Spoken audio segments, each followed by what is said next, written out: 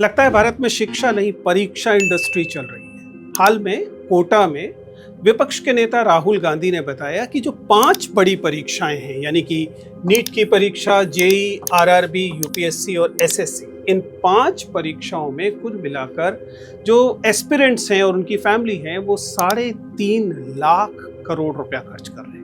कल्पना कीजिए, 3.5 लाख करोड़ रुपया, जो कि भारत के यूनियन गवर्नमेंट का जो शिक्षा बजट है उसका 3 गुना है। अगर हम राहुल गांधी की माने तो उन्होंने बताया कि यह केवल शिक्षा बजट नहीं बल्कि शिक्षा, स्वास्थ्य, श्रम, विज्ञान और महिला तथा बाल कल्याण, इन 5 बड़े मंत्रालयों को मिला लिया जाए इनके बजट को, तो उससे भी ज्यादा बजट ये जो एस्पिरेंट्स हैं उनके परिवार के लोग खर्च कर रहे हैं।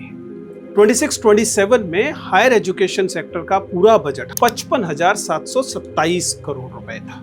देश के तमाम आईआईटीज के लिए केवल 12,123 करोड़ रुपया था। एनआईटीज के लिए 6,260 करोड़ रुपया था। यानी कि स्टूडेंट्स इन एंट्रेंस एग्जामिनेशन या रिक्रूटमेंट एग्जामिनेशन पास करने के लिए जो पैसा खर्च कर रहे हैं वो उस पैसे से कहीं ज्यादा है जो कि सरकार शिक्षा व्यवस्था को मजबूत करने के लिए या शिक्षा व्यवस्था को चलाए रखने के लिए खर्च करती है। सवाल यह है कि क्या हम एक ऐसी व्यवस्था बना चुके हैं जहां एजुकेशन का जो ऑब्जेक्टिव है वो सीखना नहीं रह गया बल्कि केवल अगली परीक्षा की तैयारी करना रह गया। सोचकर देखिए कि यह जो 3.5 लाख करोड़ रुपया केवल 5 परीक्षाओं के लिए खर्च होता है, उससे मिलने वाला सरकार को रेवेन्यू क्या होगा।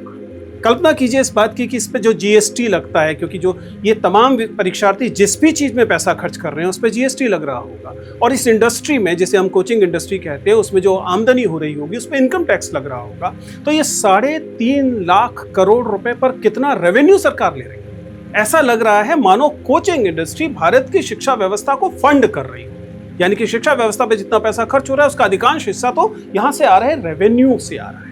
तो कुल मिलाकर हम ये कह रहे हैं कि शिक्षा को हम निवेश नहीं मान रहे। शिक्षा को अब ऐसा लग रहा है या लोगों के सपनों को, बच्चों के सपने को लगता है कि आमदनी का स्रोत समझा जा रहा है।